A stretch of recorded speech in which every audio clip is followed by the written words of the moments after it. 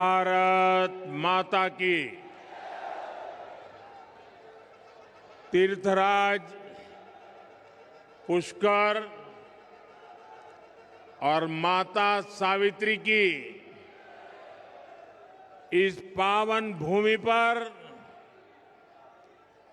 आज मुझे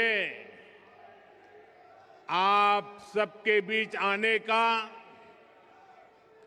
आपके आशीर्वाद प्राप्त करने का अवसर मिला है। इस मंच से मैं सुरसुरा के तेजाजी धाम को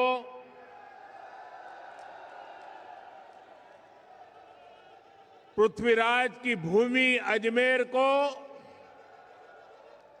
प्रणाम करता हूं। मेरे साथ बोलिए, तीर्थराज पुष्कर की, तीर्थराज पुष्कर की, वीर तेजाजी महाराज की, वीर तेजाजी महाराज की, भगवान देव नारायण की, भगवान देव नारायण की, वरुण अवतार भगवान झूलेलाल जी की, भगवान झूलेलाल जी की। मंच पर विराजमान राजस्थान के राज्यपाल हरिभाऊ बागड़े जी, राज्य के लोकप्रिय मुख्यमंत्री श्री भजनलाल शर्मा जी, पूर्व मुख्यमंत्री बहन वसुंधरा जी, केंद्रीय मंत्रिमंडल में मेरे साथी भगीरथ चौधरी जी, उप मुख्यमंत्री प्रेमचंद्र बैरवा जी, दिया कुमारी जी, संसद में मेरे साथी भाजपा के प्रदेश अध्यक्ष मदन राठौड़ जी, उपस्थित अन्य मंत्रीगण, अन्य महानुभाव और राजस्थान के मेरे प्यारे भाई और बहनों, मैं पूज्य संतों का बहुत आभारी हूं कि हमें आशीर्वाद देने के लिए इतनी बड़ी संख्या में पूज्य संतगण यहां मौजूद है। साथियों, अजमेर आस्था और शौर्य की धरती है। यहां तीर्थ भी है और क्रांति वीरों के पद चिन्ह भी है।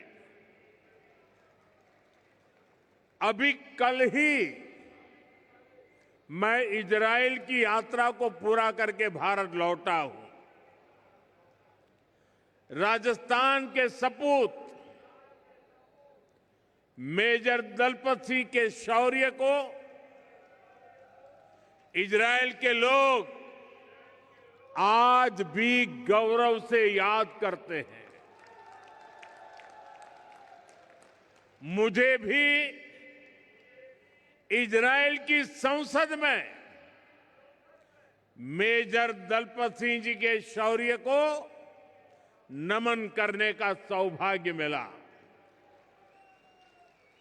राजस्थान के वीर बांकुरों की इजराइल के हाइफा शहर को आजाद कराने में जो भूमिका थी, मुझे उसका गौरव गान करने का अवसर मिला है।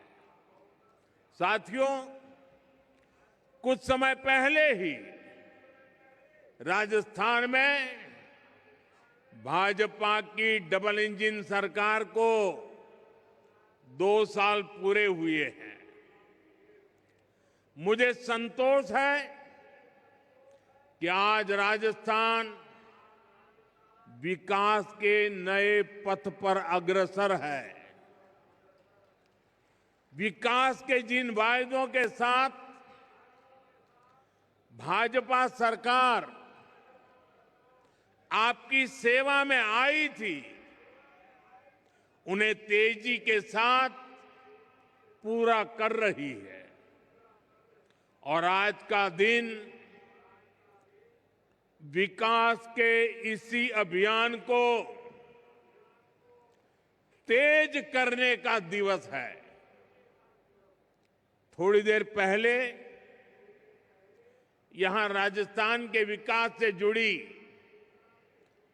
करीब 17,000 करोड़ रुपए की परियोजनाओं का शिलान्यास और लोकार्पण हुआ है।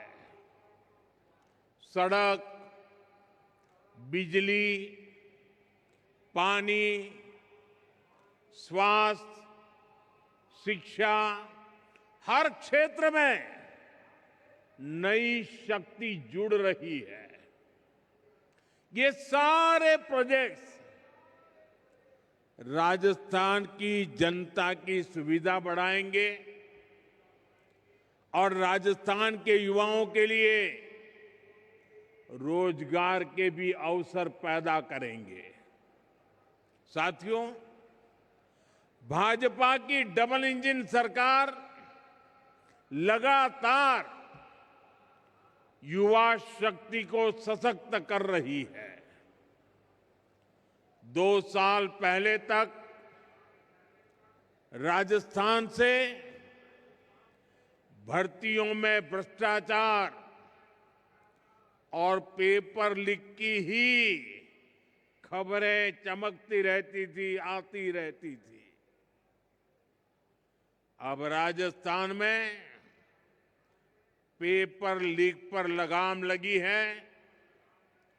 दोषियों पर सख्त कार्रवाई हो रही है। आज यहां इसी मंच से राजस्थान के 21,000 से अधिक युवाओं को नियुक्ति पत्र भी सौंपे गए हैं।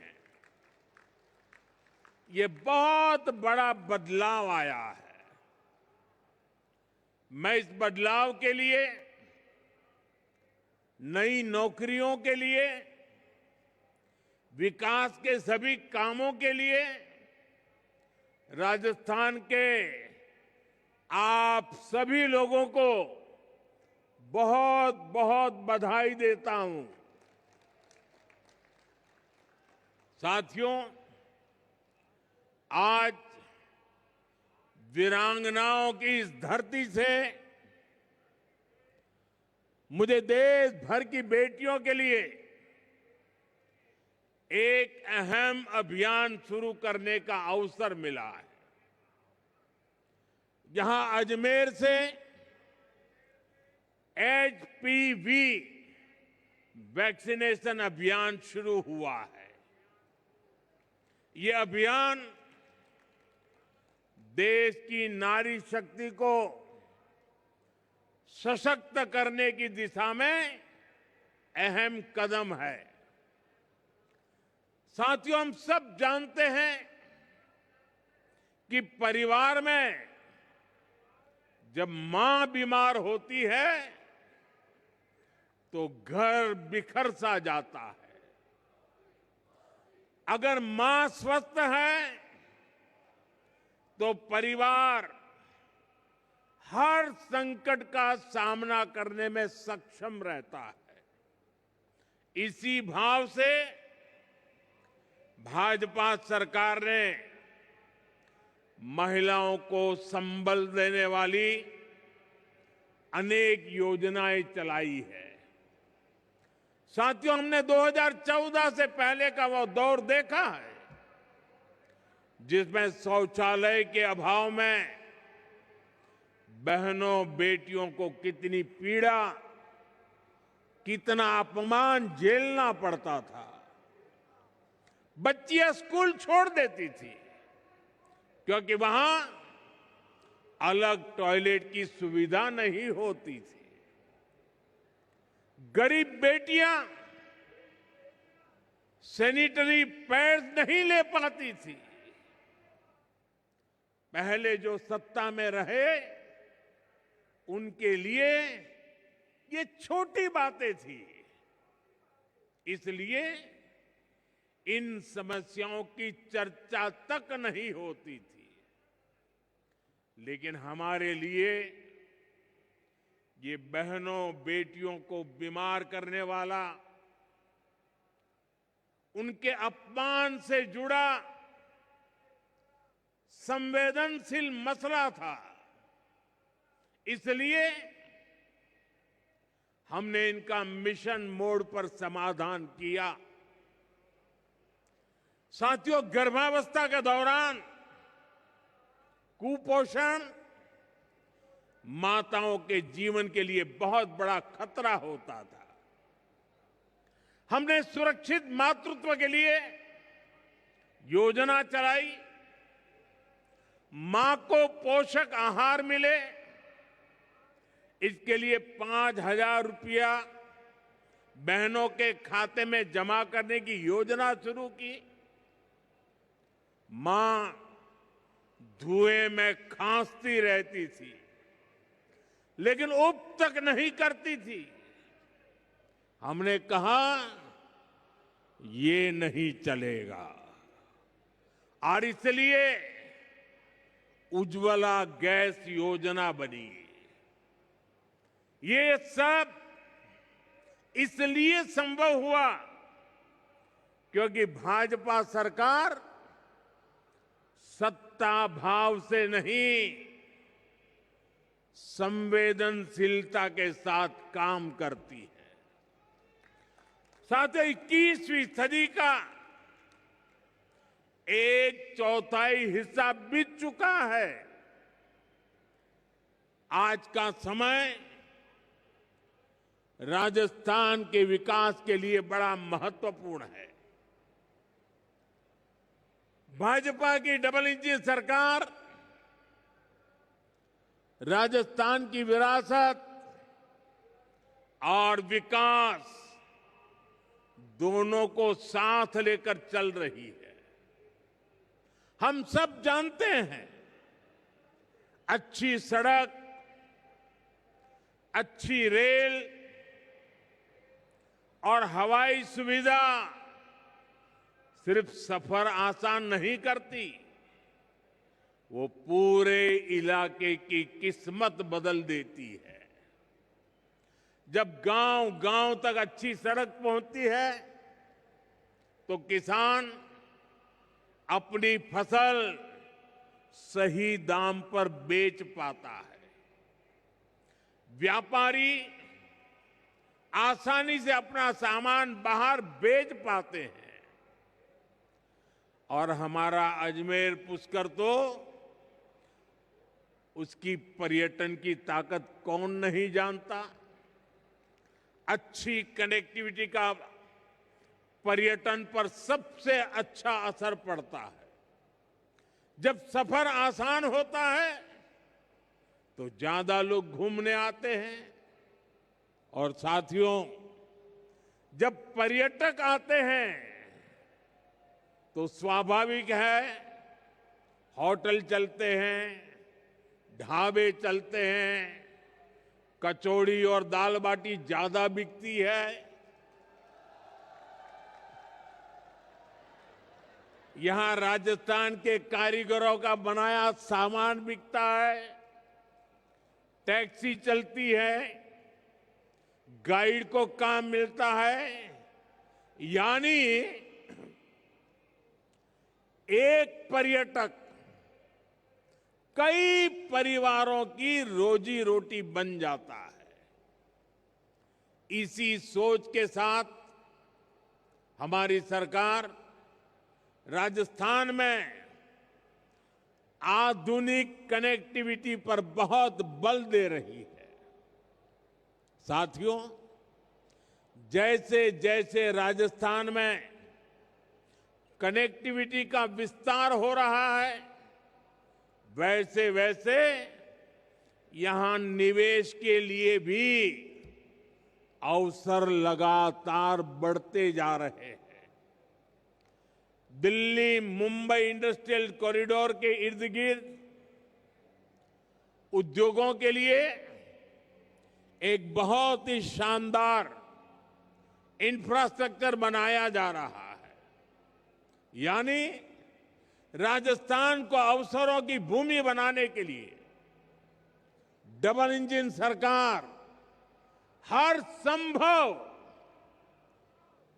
अनेकविध काम कर रही है। साथियों, राजस्थान की माताएं अपने बच्चों को पालने में ही राष्ट्रभक्ति का संस्कार देती है। राजस्थान की ये धरा जानती है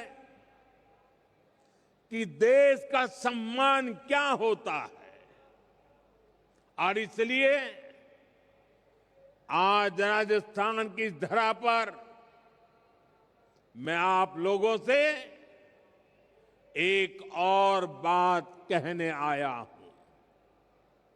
साथियों, हाल ही में दिल्ली में दुनिया का सबसे बड़ा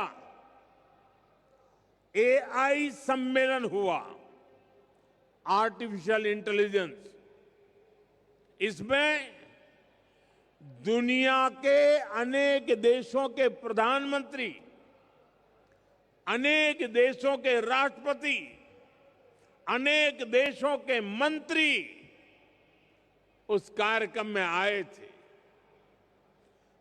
दुनिया की बड़ी बड़ी कंपनियां, उन कंपनियों के कर्ता धर्ता वो भी एक छत के नीचे इकट्ठे हुए थे।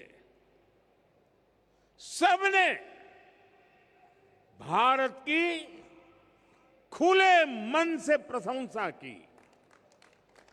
मैं जरा राजस्थान के मेरे भाई बहनों से पूछना चाहता हूं,